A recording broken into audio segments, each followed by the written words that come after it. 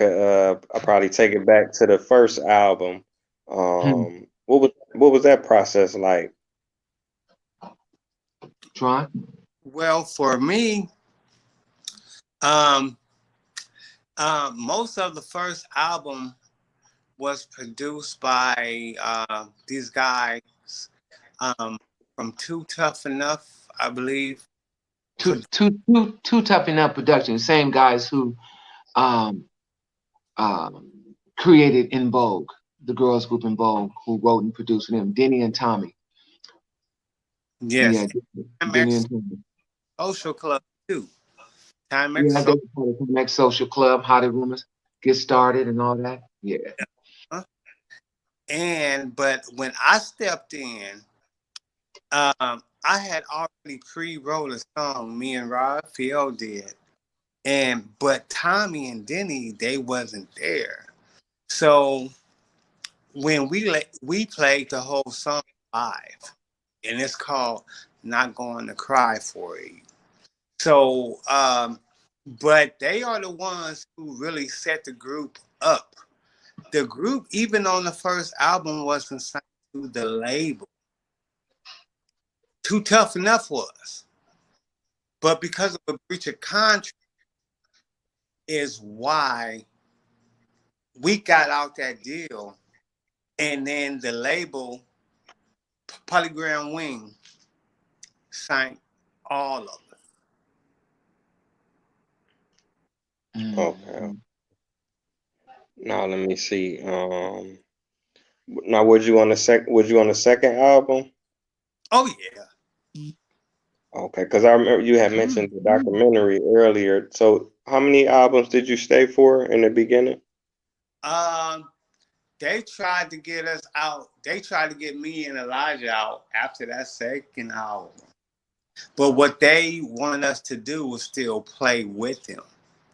But the second album, I helped produce Not Going to Cry for It. I'm sorry. Um, It Never Rains in Southern California. Um, I helped with some of the arrangements and I helped with some of the lyrics also. And and Elijah did his stuff, you know. But once that second album hit, because the first album hit so hard, the second album is when they start really just dispersing money. Now, at this time, it's not going into Too Tough Enough's bank account. It's going into the Tony's bank account. Now, we know this stuff now, but we were so young then as kids, we didn't understand the whole dynamic of what was going on. I'll tell you that. But I tell you this here.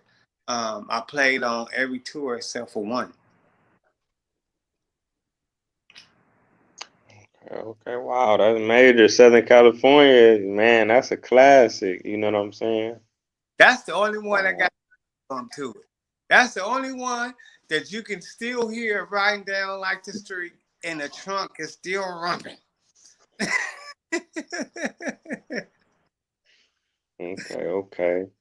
So I'm trying to catch up to speed. So after that album, did you go solo? Did you start working on other projects? You started writing and producing for different people? Yes, it's like I had a setback there. I had a mental setback there for a second, but once I got back up, I'm working with like Sugar Free, Slim Thug, Mac 10, Paul Wall, MC8, uh, my boy Spice One. But I think, oh yeah, right, and oh my God, the list is so big. Uh, but like the funny thing is that the only one who knew that I was actually from the group, the Tonys, was Spice One. He was probably the only one that knew. Everybody else was just coming through hearing my sound, and they thought I was the underground cat, but they never knew where I came from. Wow, okay, man. You named some major artists for real, past and present. You know some newer guys in Spice One. He a legend, man, for sure, for sure. He helped put the band on the map too. You know, second to Too Short, and you know, cats like 40 for sure. But Spice One, he was been around since the '80s, man. Slim Thug, a lot of them dudes, man. Wow, that's amazing.